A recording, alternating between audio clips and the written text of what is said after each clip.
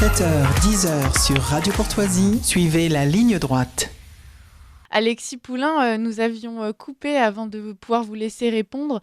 Est-ce que, selon vous, Gabriel Attal, après 100 jours à Matignon, rêverait déjà de la présidence ? Alors, je ne sais pas si lui en rêve, mais certains en rêvent pour lui, clairement. Il y a maintenant, dans les quelques années qui nous séparent de 2027, la nouvelle échéance présidentielle, le danger, ou du moins l'obsession de trouver le successeur d'Emmanuel Macron, puisque, selon la Constitution, il ne peut pas se présenter une troisième fois. Et donc, Gabriel Attal ferait peut-être un parfait remplaçant, puisque d'ici là, il aura l'âge qu'avait Emmanuel Macron en 2017, donc la jeunesse n'est pas un problème. Il aura montré qu'il a été un Premier ministre d'action, etc., etc. Alors, tout dépend évidemment de son bilan à Matignon. À Matignon, c'est soit quelque chose qui peut vous aider, soit quelque chose qui vous enterre. On l'a vu avec Manuel Valls, on voit combien c'est parfois difficile finalement de se réinventer après être Premier ministre. C'est aussi difficile pour Édouard Philippe, qui est dans la course présidentielle, mais qui n'est que maire du Havre. Donc, à part essayer de se donner une nouvelle stature étatique, c'est compliqué. Pour Gabriel Attal, il l'a. Emmanuel Macron lui a offert sur un plateau. Donc, c'est tout à fait possible que la création de l'objet Gabriel Attal, de l'objet médiatique Gabriel Attal, fonctionne en 2027. Mais il y a encore beaucoup de chemin. Et puis, tout dépend, encore une fois, de son bilan passé Matignon. Bon, d'ici là, notre président, c'est bien sûr encore Emmanuel Macron, et c'est de lui dont il s'agit. Il semblerait qu'il aime beaucoup les commémorations, Emmanuel Macron. Oui, il était hier dans la Drôme pour célébrer la résistance. On voit qu'il a prévu de nombreuses célébrations mémorielles. Ça devient, je crois, sa façon à lui de faire campagne. Je le disais parce que c'est des discours simples, rassembleurs, basés sur l'histoire, qui permettent aussi de montrer aux jeunes générations ce qu'est l'histoire de France, et donc de toucher de jeunes électeurs possiblement. C'est aussi l'occasion de toujours raccrocher la grande histoire à la petite histoire et aux élections européennes, par exemple. On voit combien le parti d'Emmanuel Macron veut faire de ces élections européennes une lutte existentielle contre l'ennemi russe, puisque la Russie nous menacerait dans nos valeurs. Et donc, c'est le moment historique que l'Europe attend pour entrer en guerre, quasiment. Alors, il n'en est rien, rassurons les auditeurs, mais quand même, on sent ce discours martial infusé dans toutes les déclarations d'Emmanuel Macron.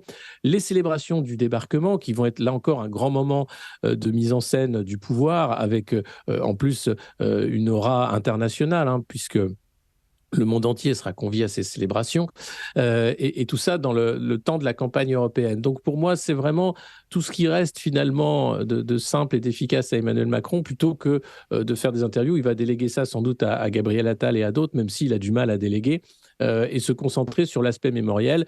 On n'a jamais vu d'ailleurs autant d'entrées au Panthéon, et ça, attention, ça dit beaucoup de qui gouverne plus que de qui entre au Panthéon quand on choisit le casting, et qu'on fait entrer comme ça beaucoup de figures importantes de l'histoire française au Panthéon. Donc il est devenu obsédé par l'histoire, à la fois l'histoire passée, mais sa propre histoire, puisque souvent, on peut lire dans la presse sa volonté de laisser une trace dans l'histoire, de trouver comment raconter sa geste, ce qu'il a fait lorsqu'il était président de la République. Donc je pense que c'est pour lui aussi important de se raccrocher à ça, même si, dans les faits, Emmanuel Macron s'aborde le programme du Conseil national de la résistance, même si dans les faits, il a pu mettre en place une politique inique de bouc émissaire, lors du pass vaccinal, par exemple, même si dans les faits, il ne défend pas les intérêts de la nation quand il est quasiment fédéraliste pour le projet européen.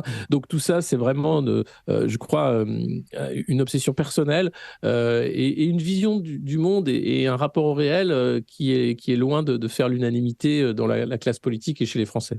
Alors justement, on va en parler des Français, puisque la majorité, une grande partie en tout cas, est très attachée à son histoire et déplore justement qu'elle soit malmenée. Est-ce que cette stratégie d'Emmanuel Macron ne pourrait pas avoir un certain écho au sein de la population française ? Bien sûr, c'est tout le but, hein, en réalité, trouver un écho, trouver des appuis, trouver aussi des consensus, hein, puisque là, sur le consensus historique, tout le monde va être heureux de célébrer la résistance française, même s'il y a eu de nombreux collaborateurs.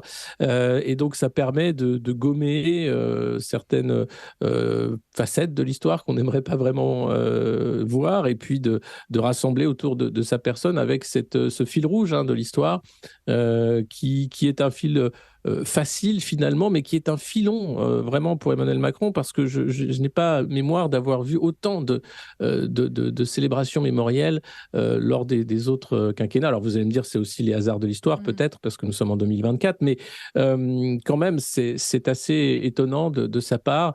Et puis ajouter à cela les hommages, hein, nationaux aux grandes figures, que ce soit aux Invalides ou ailleurs. Il y a vraiment une volonté voilà, de se frotter aux grands hommes, histoire de peut-être prendre un peu de leur stature. À l'approche des Jeux Olympiques, cette stratégie a-t-elle un intérêt aussi, puisqu'on sait que l'enjeu, c'est de redorer l'histoire de la France, de la faire valoir. Est-ce que vous pensez que l'un et l'autre pourraient aussi être liés? L'un et l'autre sont liés dans en fait la mise en scène internationale d'Emmanuel Macron. Clairement, lui, il prépare son après. Vous savez, quand il ne sera plus président, il va sans doute faire comme Tony Blair ou d'autres, une fondation ou un truc international pour être ce consultant et ce conférencier. Regardez Nicolas Sarkozy, hein, qui prenait beaucoup de cachets de la part des pétromonarchies pour aller parler après son quinquennat.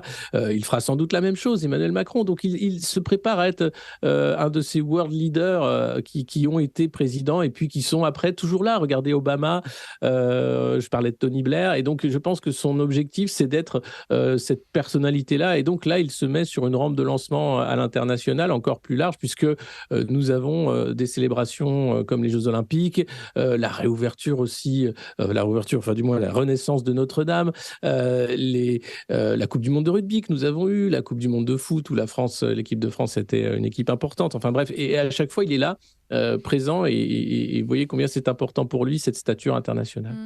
Alors, enchaîner les commémorations, essayer de valoriser l'histoire, ça nécessite aussi, on a l'impression, de faire un tri dans l'histoire. Toutes les histoires ne sont pas bonnes Ouais. à revendiquer. On Non. le voit prendre à bras le corps les commémorations pour le débarquement. En revanche, on entend un petit peu moins parler lorsqu'il s'agit d'interdire un spectacle sur Jeanne d'Arc près de Versailles. Qu'est-ce que vous pensez de ce tri de l'histoire? Ah ben, c'est volontaire. De toute façon, en ce moment, on vit une époque hideuse du fait de la censure. Vous savez, que ce soit les conférences pour le parti La France Insoumise qui sont interdites aux universités parce qu'ils parleraient de la Palestine, ou que ce soit à Bruxelles, ce rendez-vous des nationalistes qui a été interdit, hein, par le bourgmestre hier, où Éric Zemmour, Nigel Farage et Viktor Orban devaient se rendre. Enfin, on est là dans une censure politique réelle, concrète et hideuse, qui est loin des valeurs de la libre parole démocratique. Donc on vit un moment où de toute façon, c'est la censure et la propagande qui font la loi. Et c'est d'ailleurs très difficile de s'informer dans ce moment-là. Et on voit bien, on parlait avec Arnaud Benedetti à l'instant, des éléments de langage des ministres qui sont passés au crible et au peigne fin par l'équipe de communication de Gabriel Attal à Matignon. C'est de la propagande. Pour ce qui est de la censure, eh bien, soit on va censurer officiellement un événement, soit on va faire en sorte qu'il n'ait pas d'écho médiatique ou qu'on n'en parle pas. C'est exactement ce qui se passe en ce moment. Prenez les listes aussi souverainistes qui se présentent aux élections européennes. Eh bien, elles n'ont pas de temps d'antenne en dehors des médias indépendants, en dehors des réseaux sociaux. Et si vous voulez parler du Frexit à une heure de grande écoute, c'est quasiment impossible. Voilà. Donc, c'est une réalité. Malheureusement, nous vivons dans une démocratie diminuée, en basse intensité, et il faut se battre pour nos libertés, et particulièrement la liberté de parole. On tâchera de le faire. Merci beaucoup, Alexis Poulain. Et puis, on vous retrouve la semaine prochaine pour votre chronique hebdomadaire.